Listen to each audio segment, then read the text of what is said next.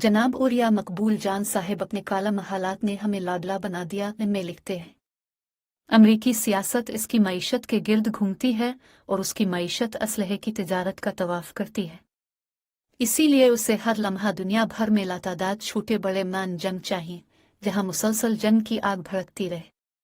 उनके अलावा एक बड़े इमदान कारजार की ख्वाहिश हमेशा अमरीकी असलहा साज कंपनियों के दिल में हर वक्त मचलती रहती है।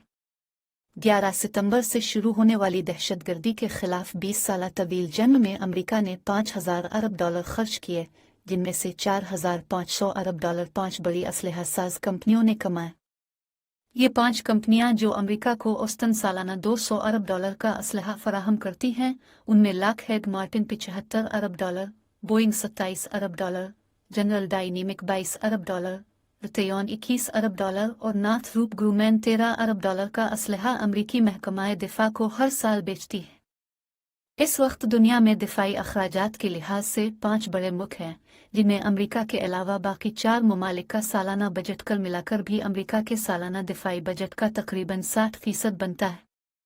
चीन ने गुज़िश्ता साल 293.4 अरब डॉलर खर्च किए, इसके बाद भारत ने 76.6 अरब डॉलर, फिर बरतानिया ने 68.4 अरब डॉलर खर्च किए, इसके बाद भारत ने 76.6 अरब डॉलर, फिर बरतानिया ने 68.4 अरब डॉलर और सबसे कम रूस ने यानी 65.9 अरब डॉलर खर्च किए, जबकि अकेले अमेरिका ने 2021 में 806.7 अरब डॉलर के दिफाई अखराजात किए। सिफर इस कदर अखराजात और असलहे की दौड़ के बाद एक आम आदमी यही तसव्वुर करेगा कि पूरी दुनिया मिलकर भी अमेरिका का मुकाबला नहीं कर सकती। लेकिन तारीख इससे बिल्कुल मुख्तलिफ हक़ाइक़ बयान करती है कि जंग सिर्फ असलहा के ज़ोर पर नहीं जीती जाती। अगर ऐसा होता तो अमेरिका हर मैदान का फातेह होता।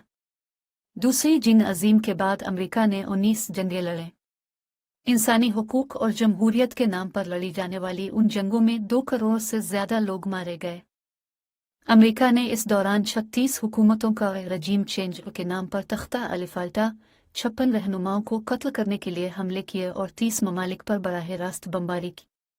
लेकिन इतना कुछ करने के बावजूद वियतनाम से अफगानिस्तान और इराक तक कहीं भी अमेरिका कामयाब नहीं रहा। अमेरिका हारता रहा और मकरूज होता रहा, लेकिन अमेरिकी असलहा साज कंपनियां अपनी तिजोरियां भरती रही। इस वक्त अमेरिका पर तकरीबन 30,000 अरब डॉलर का कर्जा है। अफगानिस्तान का महाज जैसे ही 42 साल के बाद खामोश हुआ, तो असलहा साज कंपनियों की हवस ने एक बड़े महाज जंग के लिए इन जमहूरी हुक्मरानों को मजबूर किया जो इन्हीं कंपनियों की पार्टी फंडिंग की बुनियाद पर ही सियासत करते हैं। उधर 2013 में कतर में तालिबान का दफ्तर खुला और उधर यूक्रेन में छेड़खानी का आगाज हो गया और आज ये खित्ता जंग के शोलों की लपेट में है। इस महाज में 2 अहम वजूहात की बुनियाद पर कूदा गया। पहली वजह यह थी कि यूरोप गुज़िश्ता 30 साल से माशी तरक्की की तरफ तेज़ी से गामज़न था और यूरोपीय यूनियन के झंडे तले यूरो ने बहुत मजबूत पोजीशन इख्तियार कर ली थी और अमरीकी मईशत को आंखें के रहा था।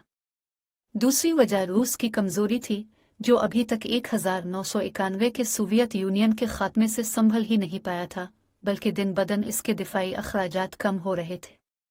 वो आलमी ताकत जो कभी दुनिया में दूसरे नंबर पर थी, अब दिफाई अखराजात के हिसाब से 5वें नंबर पर आ चुकी है। इस मान जंग का पहला मकसद असलहा साज कंपनियों को फ़ायदा पहुंचाना नहीं था, बल्कि चीन की बढ़ती हुई माशी कुव्वत को रोकना था। चीन का वन वर्ल्ड वन रोड का मंसूबा तो अभी इब्तिदाई शक्ल और सूरत में ही है, लेकिन चीन की माशी कुव्वत ऐसी है कि इस वक्त उसके 5,000 तिजारती जहाज़ दुनिया भर के समंदरों पर कारोबारी बालादस्ती हासिल कर चुके हैं। मंसूबा यह था कि अगर यूक्रेन के साहिलों पर अमरीकी कंट्रोल हो जाए और ताइवान की खलीज पर भी अमरीकी जहाज़ ला खड़े किए जाएं तो फिर चीन और रूस दोनों की मुकम्मल नाकाबंदी हो जाएगी। लेकिन जैसे ही 2014 में अमेरिका ने रजीम चेंज से यूक्रेन में अपना सदर लाकर बिठाया, तो रूस ने क्रीमिया पर कब्जा करके रेफरेंडम के जरिए से अपना हिस्सा बनाकर बास्फोरस के समंदर में रास्ता हासिल कर लिया। ताइवान चूकना हो गया और वो भी अमेरिका की चिकनी चौपड़ी बातों में ना आया और उसने भी जंग में कूदने से इज्तिनाब किया। अमेरिका ने रूस पर पाबंदियां लगाएं तो इसके बिल्कुल अलिफाट नताइज निकले और इस वक्त पूरे यूरोप में आने वाली सर्दियों में तवानाई के बहरान का खौफ तारी है। रूस ने जब से नॉर्थ स्ट्रीम पाइपलाइन से गैस की सप्लाई बंद की है, एक ऐसा बहरान पैदा हुआ है कि जिसकी वजह से दुनिया की दूसरी बड़ी स्टील मिल आर्सेलर मित्तल ने काम करना बंद कर दिया है। जर्मनी की टॉयलेट पेपर बनाने वाली सबसे बड़ी फैक्ट्री हाकले बंद हो चुकी है। यूरोप के सबसे बड़े एल्यूमिनियम सिम्युलेटर की पैदावार 25% कम हो चुकी है। एक अंदाजे के मुताबिक सिर्फ जर्मनी में 10% फैक्ट्रियां अगले चंद माह में बंद हो जाएंगी।